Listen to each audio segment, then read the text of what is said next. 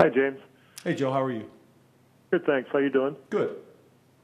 You mentioned at the start of training camp that you didn't want people, to think that the program had arrived after back-to-back 11-win seasons, that you still wanted to, work hard with a sense of urgency. Do you feel that the focus on the work ethic of your guys in practice and training camp, had that sense of urgency and desire to get better and focus that you want to see? Yeah, I feel good about it. It's funny that I'm writing this note down because you just kind of made me think about something I want to cover with the team in the team meeting. But yeah, I've been very impressed. I think our culture is really strong right now. I think our chemistry is really strong. I think our leadership is different, in terms of we don't have a huge senior class and those types of things. But yeah, I like where we're at. I really do. And you see that in the weight room.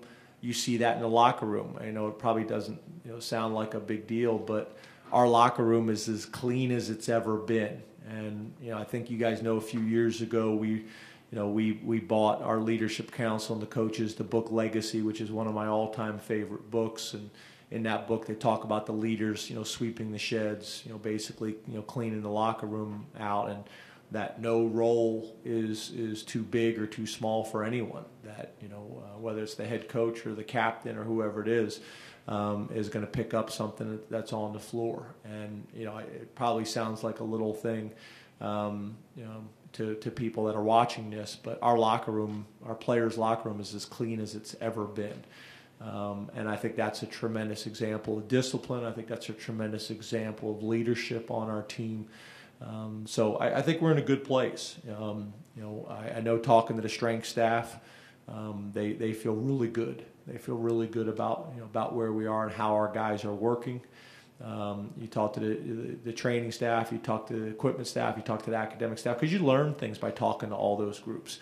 There's usually some places in a program where the guys go and fuss or moan and complain, and you learn a lot about that. You learn about what the guys are fussing and moaning and complaining about, but we don't have a whole lot of that right now in any of the areas. When you got 120 guys on your roster, there's usually some of that. So I think we're in a good place. I think guys are putting the team and the program first.